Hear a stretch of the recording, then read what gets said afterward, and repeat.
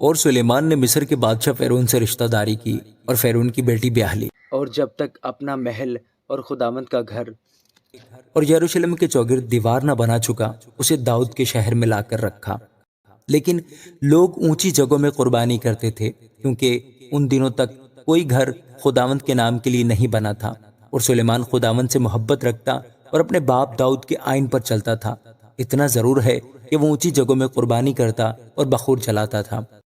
اور بادشاہ جبعون کو گیا تھا کہ قربانی کرے، کیونکہ وہ خاص اونچی جگہ تھی، اور سلیمان نے اس مذبح پر 1000 سوختنی قربانیاں گزرانی۔ جبعون میں خداوند رات کے وقت سلیمان کو خواب میں دکھائی دیا، اور خدا نے کہا، مانگ، میں تجھے کیا دوں؟ سلیمان نے کہا، تو نے اپنے خادم میرے باپ داؤد پر بڑا احسان کیا، اس لیے کہ وہ تیرے حضور راستی اور صداقت اور تیرے ساتھ سیدھے دل سے چلتا رہا، اور تو نے اس کے واسطے یہ بڑا احسان رکھ چھوڑا تھا کہ تو نے اسے ایک بیٹا عنایت کیا جو اس کے تخت پر بیٹھے، جیسا آج کے دن ہے۔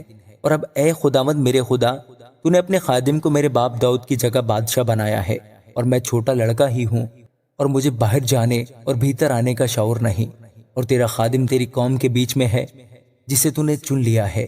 وہ ایسی قوم ہے جو کثرت کے باعث نہ گنی جا سکتی ہے نہ شمار ہو سکتی ہے۔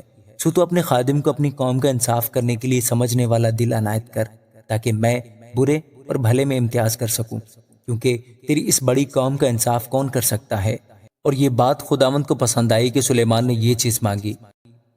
اور خدا نے اس سے کہا، چونکہ تو نے یہ چیز مانگی اور اپنے لیے عمر کی درازی کی درخواست نہ کی، اور نہ اپنے لیے دولت کا سوال کیا، اور نہ اپنے دشمنوں کی جان مانگی، بلکہ انصاف پسندی کے لیے تو نے اپنے واسطے عقل مندی کی درخواست کی ہے، سو دیکھ میں نے تیری درخواست کے مطابق کیا۔ میں نے ایک عاقل اور سمجھنے والا دل تجھ کو بخشا، ایسا کہ تیری مانند نہ تو کوئی تجھ سے پہلے ہوا اور نہ کوئی تیرے بعد تجھ سا برپا ہوگا۔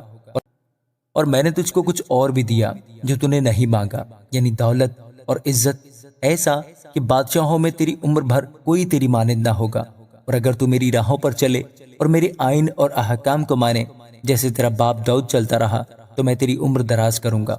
پھر سلیمان جاگ گیا اور دیکھا کہ خواب تھا، اور وہ یروشلم میں آیا اور خداوند کے عہد کے صندوق کے آگے کھڑا ہوا، اور سوختنی قربانیاں گزرانی اور سلامتی کی قربانیاں چڑھائیں، اور اپنے سب ملازموں کی ضیافت کی۔ اس وقت 2 عورتیں جو کسبیاں تھیں بادشاہ کے پاس آئیں اور اس کے آگے کھڑی ہوئیں۔ ایک عورت کہنے لگی، اے میرے مالک، میں اور یہ عورت دونوں ایک ہی گھر میں رہتی ہیں، اور اس کے ساتھ گھر میں رہتے ہوئے میرے ایک بچہ ہوا، اور میرے زچہ ہو جانے کے بعد تیسرے دن ایسا ہوا کہ یہ عورت بھی زچہ ہو گئی، اور ہم ایک ساتھ ہی تھیں۔ کوئی غیر شخص اس گھر میں نہ تھا سوا ہم دونوں کے جو گھر ہی میں تھیں۔ اور اس عورت کا بچہ رات کو مر گیا، کیونکہ یہ اس کے اوپر ہی لیٹ گئی تھی۔ سو یہ آدھی رات کو اٹھی، اور جس وقت تیری لونڈی سوتی تھی، میرے بیٹے کو میرے بغل سے لے کر اپنی گود میں لٹا لیا، اور مرے ہوئے بچے کو میری گود میں ڈال دیا۔ صبح کو جب میں اٹھی کہ اپنے بچے کو دودھ پلاؤں، تو کیا دیکھتی ہوں کہ وہ مرا پڑا ہے۔ پر جب میں نے صبح کو غور کیا تو دیکھا کہ یہ میرا لڑکا نہیں ہے جو میرے ہوا تھا۔ پھر وہ دوسری کہنے لگی، نہیں، یہ جو جیتا ہے میرا بیٹا ہے، مرا ہوا تیرا بیٹا ہے۔ اس نے جواب دیا، نہیں، مرا ہوا تیرا بیٹا ہے اور جیتا میرا بیٹا ہے۔ سو وہ بادشاہ کے حضور اسی طرح کہتی رہیں۔